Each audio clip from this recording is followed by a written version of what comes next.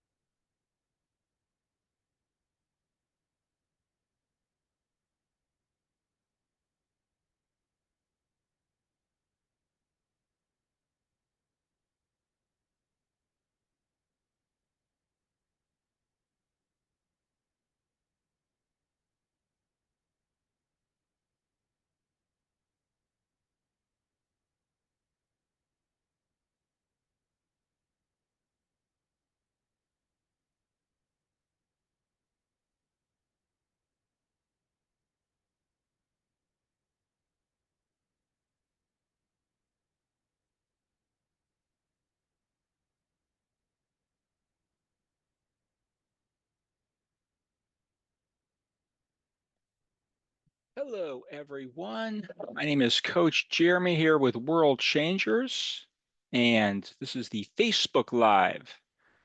So happy to be with everyone here today, and going to answer any questions that people have. So you could either chat me in a little chat box. I'll make sure that's open, so you can chat me in the chat box, or you can turn your camera on, or you can just say whatever you want to say. I'm just going to basically kind of go around and talk about some of the things pertaining to this exam, this NCE CPCE exam that we're here to talk about today. And can be here for 40 minutes. So I'll just kind of start talking, but if anyone has any questions, you can definitely feel free to chime in, because again, we got 40 minutes and I want to definitely hit on some of the key areas that people are struggling with and the key areas that seem to be the most pertinent to this understanding for this exam. So I'm just going to start going here. All right, make sure that we can actually set this up so people can actually even. Okay, perfect. So we can. All right, so a lot of people, I always like to kind of, but if people can look at the screen, they see that I've got one of the latest posts from social media about the exam, which still is pretty consistent for what it's been like for the last couple of years, with helping relations seeming to be the dominant domain. So, about a third of the exam being helping relations. So that's kind of what we got to focus on first. And of course, when it comes to some of these, I think ethics, that's also, in groups, careers, those are some of the big ones. And of course, the trick I always like to tell people when it comes to this exam is when you're taking it, in particular, how the ethics section is, you want to make sure that you go with what the code of ethics tells you is the correct answer, not what your gut feeling tells you or what the agency that you're working with tells you, which could be contradictory to what is in the code of ethics and what is in the exam. So, like I said, I don't want to, feel free to chime in and or put a little in the chat box if you don't want to turn your mic on, because again, I want to make sure that the people who are in here that we're going over what they want gone over. So with that being said, I always like to kind of start off with some of the big ones, and that's in helping relations and person-centered. This is Rogers, Carl Rogers. And, I always tell people that if they're ever not sure of something, look at the name of it, because sometimes the name can help lead you to what the answer is. So if you're like, I forgot what person-centered is. Well, if it's called person-centered, client-centered, the client is the center of this counseling process. This is a humanistic approach to therapy, not you walk in for a subscription diagnosis, have a nice day, so to speak. It's about you and I. We're going to figure this out together. And a few key terms. Unconditional positive regard might be the most famous one. It's about empathy. I get what you feel. I'm not going to cry with you because that's sympathy, but I get what you feel. Active listening. So aside from me hearing you, I'm paying attention to nonverbal cues. Are you looking at the window when I'm talking to you? Are you shaking because you're nervous? Are you clenching your teeth? Congruence. What I'm saying and doing is lining up with each other. I'm real. Genuine. Those are some key terms. So again, like I said, I'm going to keep going here. So please, if you have any questions, and I'm going to try to keep an eye on the chat box, because again, I know that we're on Facebook Live. So if anyone is in Facebook right now, definitely please feel free to chat away. And again, I will go ahead and try and keep that monitored as best I can. All right, but let's go ahead now to I think we got some more people coming, and all right, there we go. More people are joining us, which is good.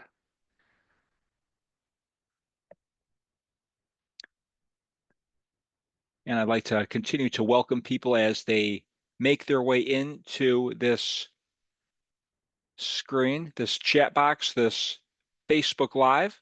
We are going to be here until 6:40 Eastern time. So if anyone has any questions that they would like addressed about this exam, please feel free to either unmute yourself, chat in that chat box, because again, I want to make sure that we cover everything that needs to be covered here, and that everything, we go over what people want to go over. So people are going to get on. I'm going to, like I said, I continue to look at that Facebook chat to see if anyone's posted anything here. Let's see. Let's go into that. Yep, it's the Facebook Live with Coach Jeremy. So we got a few people who looks like are chatted from. If anyone wants to go on that Facebook, on the Academic World Changers Facebook page I'm referring to. All right, so going back to what we're saying. Hello, Rashonda. And all right. So we just talked about Rogers. Again, right now we're in the helping relations section. So until somebody asks a question or wants something specific. So we just talked about Rogers. Gestalt. We went from a humanistic approach to psychology to now an experimental approach. This is the here and now, unfinished business. Fritz Perls. We deal with the here and now. We have to figure out how to maintain and correct all this, deal with the baggage and the history, dealing with the history, the unfinished business, to focus on the here and now. And the famous technique is that empty chair, whether that's through guilt, through grief, through anger. Basically, you ask the client to stand up, pretend that person that they're having an issue with is in an empty chair, and get off your chest everything that you want to get off of.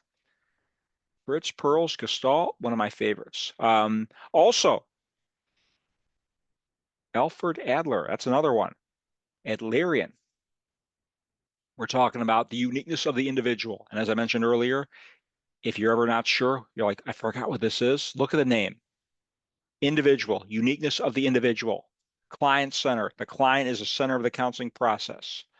So with individual, everything about you is unique, from your history, your short-term goals, your health, your activities, your birth order, where you are in your sibling pecking order is very significant according to Adler, because that has a determination on your level of intelligence, maturity, the makeup of just kind of who you are. And homework assignments, the paradoxical intention, prescribing the opposite. So if your problem is you bite your fingernails whenever you do a presentation because of social anxiety, and I'm going to be doing this at Larry and Paradoxical, I asked the client, so when's your next presentation?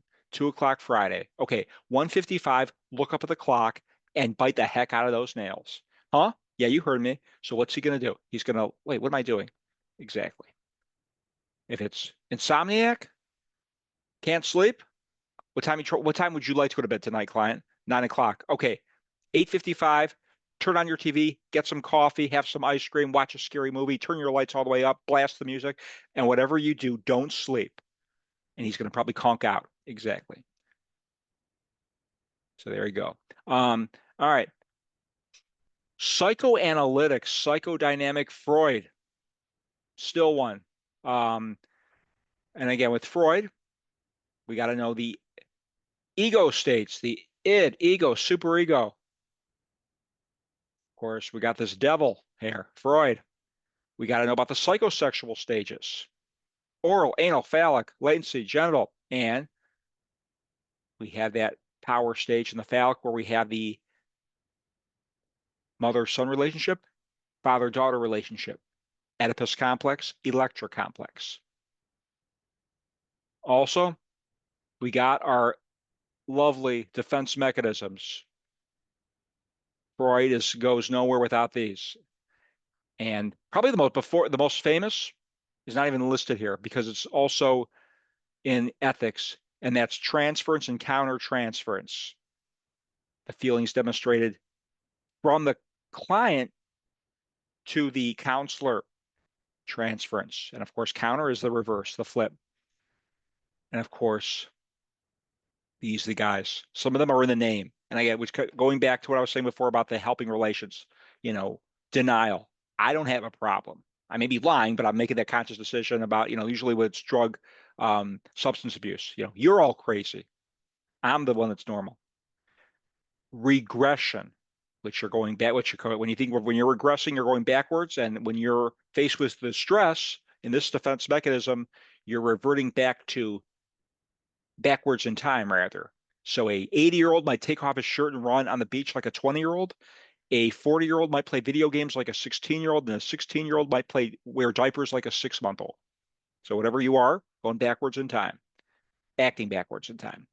Projection, putting myself onto you, attributing those own unacceptable thoughts and feelings to another person. Displacement, satisfying the impulse with a substitute object, typically in an unacceptable way. You had a bad day at work with the boss, go home and I take the cat and throw it against the fridge. If I do that to the boss, bad things will happen. Not quite the same with a cat. At least that's the idea. Now, sublimation, it's in a socially acceptable way. So let's say you were a crime victim and then you went to law school to be a prosecuting attorney. So that's something. Nancy Grace did that. She went to English school, or she went to college to be an English teacher until her fiance was shot to death. She then flipped careers, went to law school, and now she's a world-renowned, or was a world-renowned prosecuting attorney. Now she's a court TV reporter. But again, you see the energy of the channeling of emotion that she's taking from a catastrophic event, putting to good use for the greater good.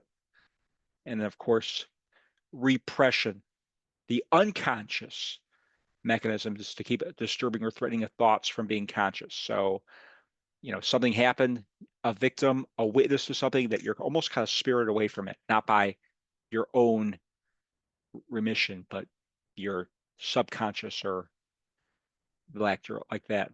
And then, of course, my favorite, reaction formation. You're displaying the opposite of how you feel. If you love someone, you're going to probably punch them in the face. If you hate them, you're going to shower them with bliss, roses, and flowers.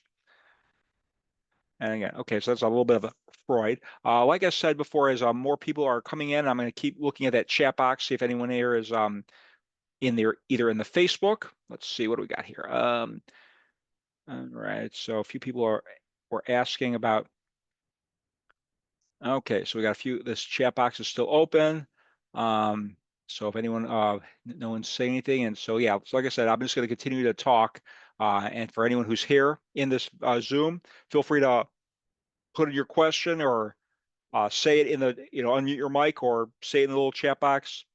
But I will just basically, until I hear something, I'm just going to just go on what I'm hearing of the people, what people have been saying to me, the concerns or what's most important, because people typically say, well, Jeremy, where should I start? What do I really need to know? Well, based on what I'm seeing from, and again, people posting usually people are posting their exams when they pass. But I pay attention to what the breakdown is, and it's still pretty consistent. Helping relations is definitely the heavyweight of this exam, and it also kind of trickles into the other domains as well as ethics. So that's what I'm kind of going through now. The other thing that people have been telling me is, as far as scheduling, how that kind of has its challenges. And I also tell people that people are rescheduling all the time. So if there's a date on the calendar that you want that is not available today, it might be available in a few days.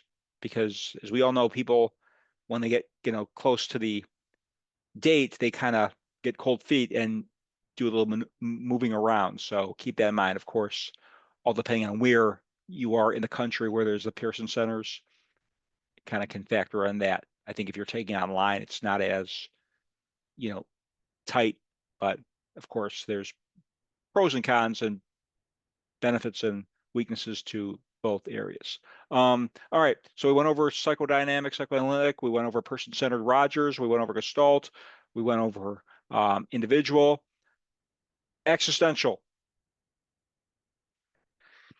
So again, I always like to kind of start with an idea. Viktor Frankl, this guy right here, prisoner in a concentration camp, and he wrote a book called The Man's Search for Meaning. And this is the idea that even when you're in the lowest form of humanity, the brink of death, and it's that bad, you still can see light at the end of the tunnel, long-term goals, and can be independent and responsible. That is the kind of where the building block where that is. And so now it's kind of, I think of it as like Tony Robbins therapy, where you go in for a seminar about how to make it in this world and you walk out of there feeling like $1 million. Sky's the limit.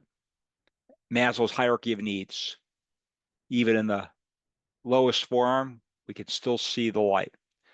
All right, and as more people are checking in, like I said, my name is Coach Jeremy with World Changers, and we are here on this Facebook Live going through stuff. Please feel free to ask questions. If you want to unmute your mic, fire away. If you want to chat that little chat box, I'm keeping that monitored so I can answer any questions. If you want to, even do it, if you do it privately, I won't call you out. So if you want to say it publicly, that's fine too. We will go until we watch. This is Eastern time, so 6 is a 40 minutes, so at least till 6:40. And I'm gonna check in that little Facebook chat to see if anyone's saying anything. No questions there. Okay, so right now we're in helping relations. So like I said, fire away with any questions. But we are gonna now go to TA, transactional analysis. Eric Berney. I mentioned the book that Viktor Frankl wrote. Eric Berney also wrote a book called The Man's. No, he didn't. That was Frankl. Eric Berney wrote The Games People Play, Life Scripts. And this script, as you see here, is communication patterns, parent, adult, child. This is the idea that we do better communicating with the people who are in our own window of levels of, experience, life experience, age, parents to parents, adults to adults, child to child. Those are called complementary transactions. When we go cross this way, it's called a cross transaction. Doesn't work out as well, according to Eric Berney. So again, And when you think of Eric Burney, games people play, life script, communication patterns, complementary versus cross transactions. That's Eric Burney. And as more people are checking it, I'll just kind of want to scale back a little bit. My name is Coach Jeremy here. This is the Facebook Live, and we are going till 20 or 6:40 Eastern time tonight. And I'm opening the door for any questions to either ask me with your unmuted mic, chat in the little chat box, or you can go on our Facebook, World Changers Facebook, which I'm also monitoring too. Make sure to see if anyone's posted anything there. Nope. But yeah, I'm going to just kind of keep going through this stuff until somebody has a question. So feel free. Well, I'm glad nice to see everybody here, making sure that nobody else has. Let's see if anyone's in the waiting room. No, I think we got everyone. All right, yeah, go ahead. I'm sorry. I noticed you did the complementary, which is Yes.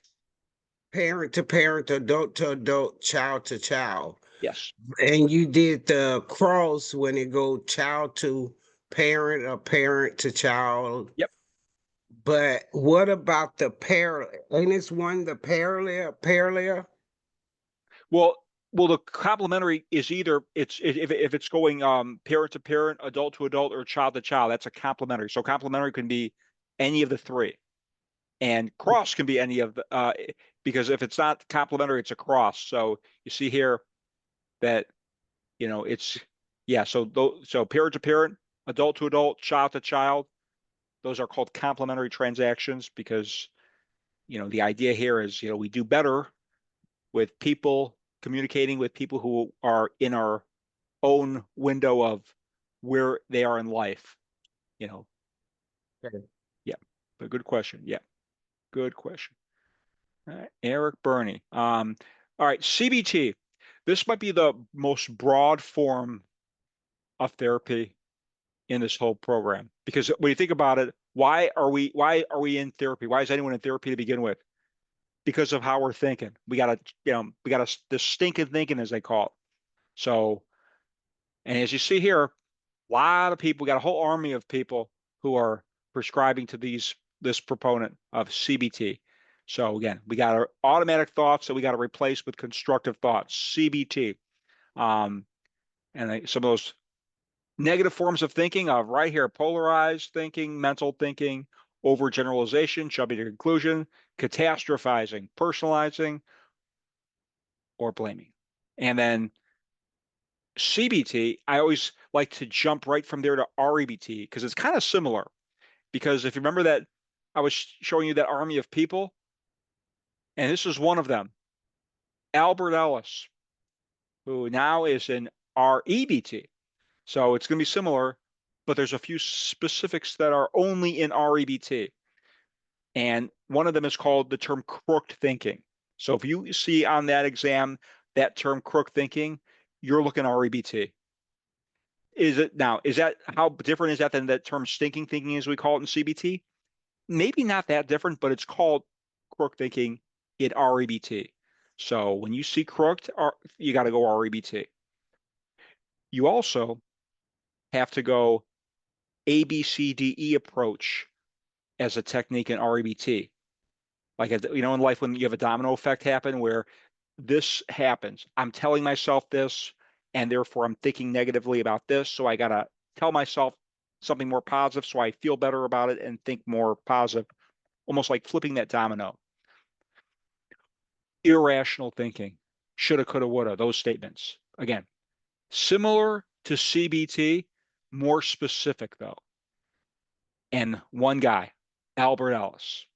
So certain things should set off bells, whistles, fire alarms with REBT. Crook thinking, REBT. Albert Ellis, REBT. ABCD approach, REBT.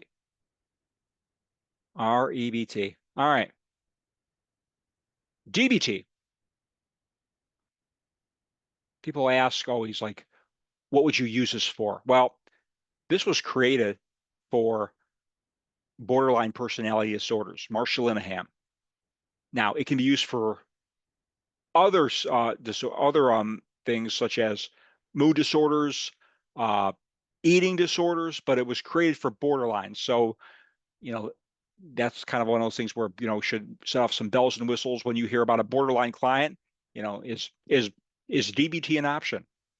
Because 4 techniques perfect for a DBT or for a borderline client: mindfulness, paying attention to the present moment, experiencing things non-judgmentally; distress tolerance; interpersonal effectiveness, because they have a hard time dealing with people and their emotions are all over the place. So emotional regulation. So DBT, dialectical behavioral therapy; maladaptive thinking. We got some complex issues. This is not something that gets taken, figured out, handled in a few sessions. But there is one that is, and that's this one. Solution-focused brief therapy. Brief, 6 to 8 sections, 6 to 8 sessions. And also 3 techniques, 3 questions. So again, going back to that, I mentioned earlier, if you're just kind of checking in, if you ever are not sure about something, look at the name of it. Client-centered. The client's the center of the counseling process. Individual psychology, the uniqueness of the individual. Solution-focused. Why are you here in my office? What are you trying to accomplish? And to do that, 3 questions. The miracle question. If I could free you of your anxiety with my magic wand. The exception. What if you didn't have depression? Or the scaling. So how bad are you? Scale of 1 to 10. 8. What if it got down to a 6? So again, time and a place for this. Obviously, if this client is like we're just going with DBT, probably not, going to fix this borderline in 6 sessions. If it's a antisocial, sociopathic serial killer, we're probably not going to fix this in 6 sessions. Time and a place for this therapy, but it's brief, 6 to 8 sessions, and it's 3 questions. There's also a time and a place for this one, reality therapy. And again, look at the name, reality. I think of Get Real. It's based on choice theory, William Glasser, about emphasizing choice and responsibility. And this one is much about what it is, but what it's not. Rejecting transference. That's a defense. Remember the defense mechanisms, like Freud? I don't care what happened when you were 2, or what happened with your great grandparents after this happened and that happened. I don't care about what your symptoms are. I don't care about what your mental illness is. Basically, the fact that you're in my office, the fact that you're alive, you have the ability to be independent, responsible, to figure this out. So stop blaming others, stop making excuses, get out there and make something in your world. I kind of think of this as slap in the face type therapy, or also somebody who may be, I guess, diagnosed with laziness. We may just need somebody to kind of slap them in the face, or if they may be if they're a bad choice away from death, we may not have time to talk about what got them there because their funeral may be before our next session. So again, time and a place for this. But again, sometimes people just need a wake-up call. And reality therapy is about reality check. All right. Narrative therapy. I always, going back to this, look at the name, think of the name, narrative. I think of going to the library, books, stories. So if you're in my office for a counseling session, you got a narrative. You're gonna have a sob story. I mean, you're not gonna be there telling me a good story. You're gonna be telling me a bad story. So what I'm gonna do is I'm gonna help you reauthor your story by asking questions, by deconstructing, by homework assignments. Example: client comes in lonely, depressed. Their former spouse left with their divorce papers. They took off. It's been quiet. It's been lonely. I don't know what happened. Let me ask you this, client. How happy were you in this marriage to begin with? Not very happy. How much more free time do you have now? A lot. Do you think that maybe she did you a favor by leaving? Again, I'm not trying to change his life or his history, but helping that client see it differently. Also homework assignments, pros and cons of your life now versus before. What's better about it? What's worse? How about writing a letter, again, from a narrative perspective. And I call these, we just went over the big guys. These are the big guys in helping relations, which takes about a third of the exam from a points perspective. And so I think if we pick our battles with our narrative, with our helping relations people, that's kind of, I feel like if you have an idea of what those are, and people ask, well, how do I know I'm ready? Well, I think you're ready if you can talk about it. If I were to ask you to explain it to me and teach it to me, I think, obviously there's always going to be questions. There's always going to be trivial things that maybe you might miss. I mean, I learn about some of these people, things about them that I did not know before every day. But what's the main thing about, Rogers, person-centered, the client's a center, empathy, unconditional positive regard. What do we, that's, I don't need to know what college you went to. So, and I want to welcome everyone else. We got a bunch of people who just kind of logged in. So my name is Coach Jeremy with World Changers. We are going over right now, we just finished going over the big people in helping relations. But I'm going to open up to, if anyone has any questions, either feel free to unmute yourself and fire away, chat me in the chat box, or put it in that little Facebook. If you're on the Facebook page right now, I'm keeping an eye on that and going back and forth. If you have any questions on that, let me know, and I will just continue to yammer away until somebody jumps in. But please feel free to jump in. Like I said, I'm just going to go over what I am going to go over, but I want to obviously go over with anyone or ask any questions, even if it's about the exam. If that's bothering you, but from a scheduling standpoint, because and even some people here might be able to kind of bounce things off each other. So feel free to ask away. But again, I always tell people, when they always ask, where should we start? I think helping relations is the first thing that we got to know. And then after that, groups, that might be the second biggest one.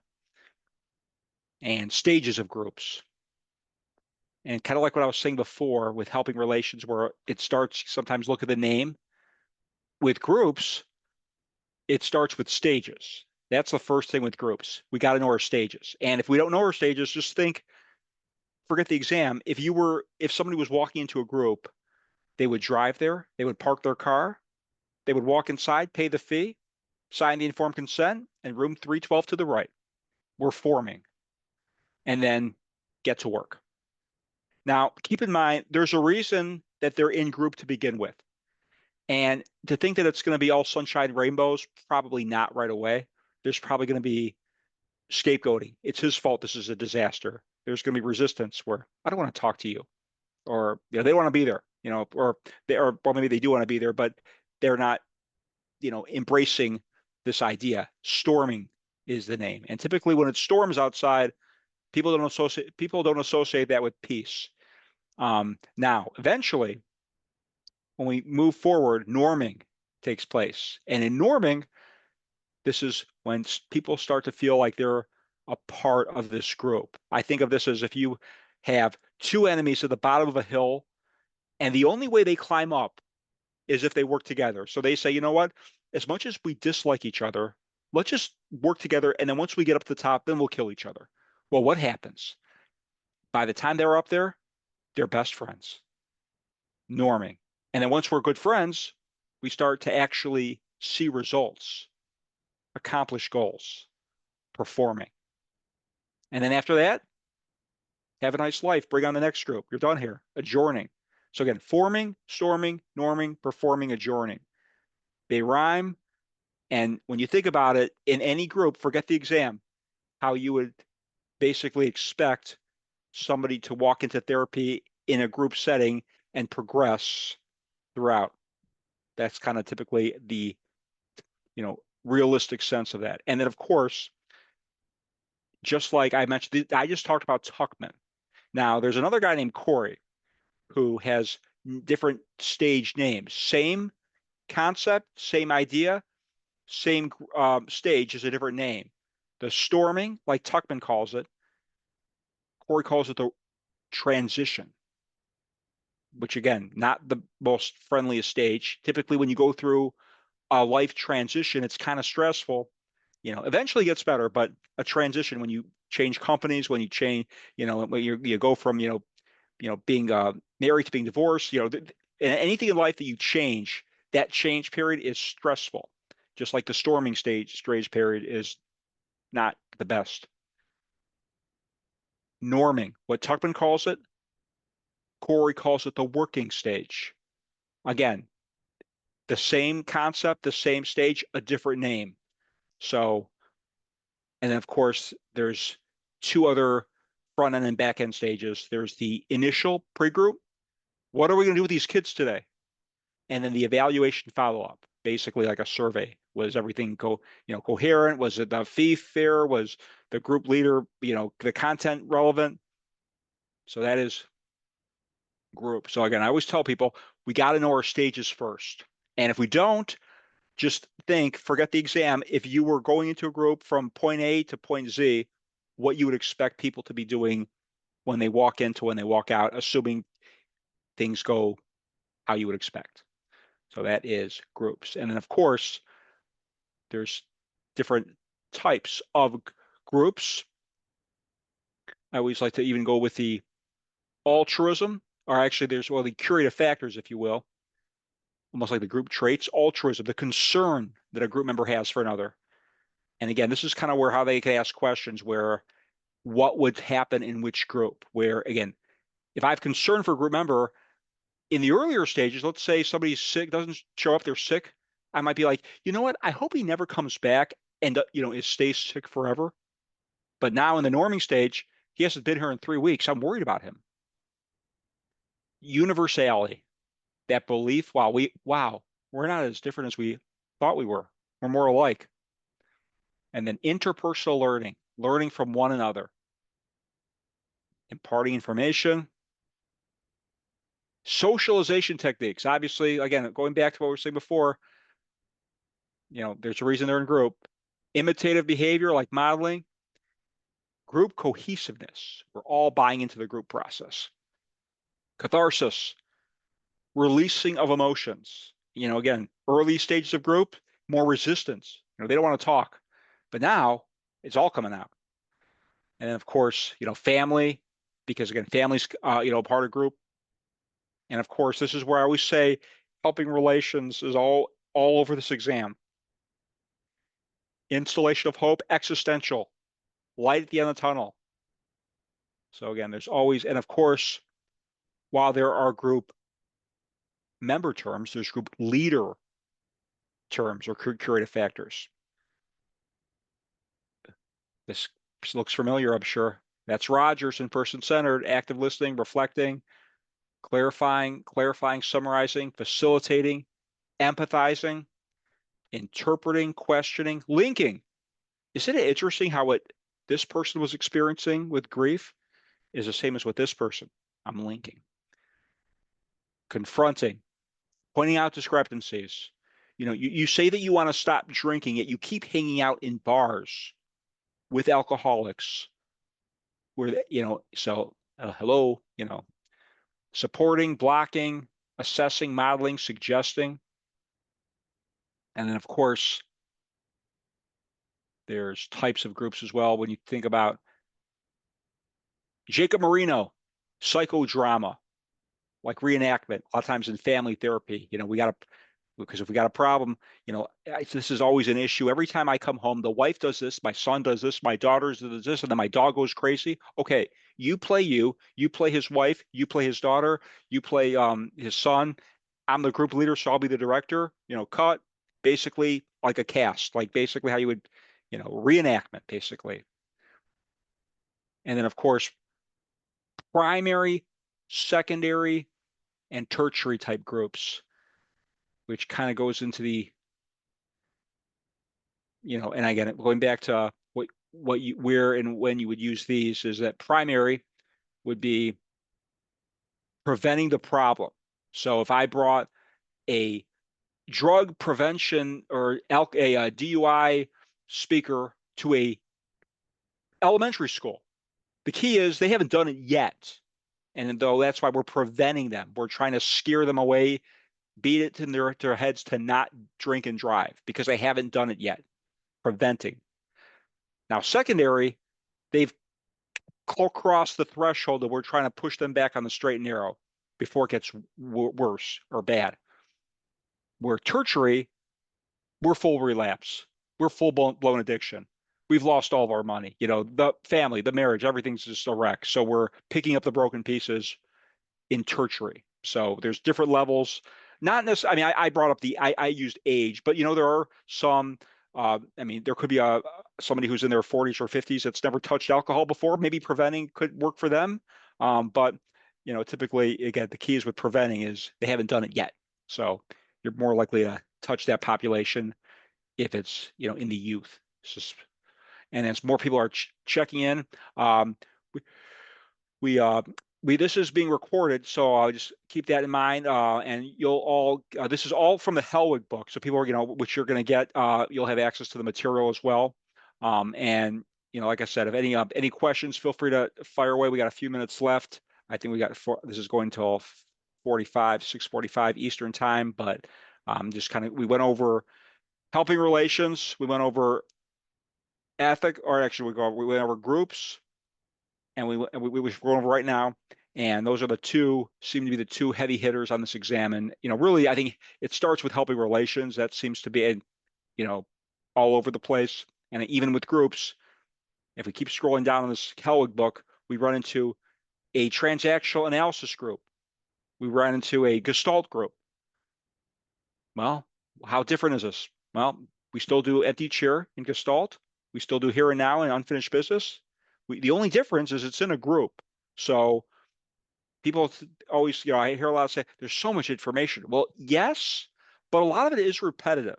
A lot of it you see again. So if you know, which is why, you know, as you keep seeing it, it actually becomes a lot less and less. So again, the only difference is it's in a group. And again, just like how I mentioned earlier, transference and countertransference. It's also in ethics, you know, seems to appear in ethics as well as in Freud and psychoanalytic, psychodynamic defense mechanisms. So, you know, again, this is obviously, you know, when it comes to this exam, you know, sometimes what gets people is you want to make sure timing. What would you do first with ethics? You know, you might have to call 911. You might have to get the parents involved if there's suicidal ideation. But first, suicide risk assessment. You know, maybe they're just talking nonsense. Makes, you know, so if you can get you know, timing is important in this. So, you know, client asks you to their wedding. Well, before we decide what we're going to do, why are you inviting me? Let's find that out. You want me to have shots of tequila with you? I'll politely decline. But if this invite is because this counseling process had a significant impact on this marriage, on this healthy relationship, and therefore it would be appropriate, I'd be more than happy to come. Again, you got to go with what the code of ethics tells you. I'm not saying that that's what you should do in real life. That's what you do, and that's your own business. But on the exam, it's the NCE's business, and their business is the code of ethics. So, you know, you got to go with what they say, and that would be, you know, first, why do you want me to come? Appropriate reason, appropriate response. Be more than happy to come for a short period of time, sit in the back, and leave. You know, the other famous question is, you know, the Tarasoff Act. You know, where somebody, you know, intent to, you know, warn, and you warn the victim. You know, they have a plan in place. They tell you to decapitate your gas station clerk that works down the street. First thing you do, gas station clerk, my client's coming for you. I'd run for cover. Click. 911, we got a problem. Click. And you're off the hook. And you do in that order. Because if you just call 911, police get there and the guy's head's detached from his body. That doesn't do him good. And now you got a problem. All right, so there we go. So like I said before, as we are running out of time here, all of this will be available on your little chat module. I think you guys will get an email from it. If you don't, feel free to check back in, and I'm just going to post, hang on a second here, what I got, some additional stuff. Hang on. Oop. All right, I'm going to post in the little chat box here for anyone who found this helpful.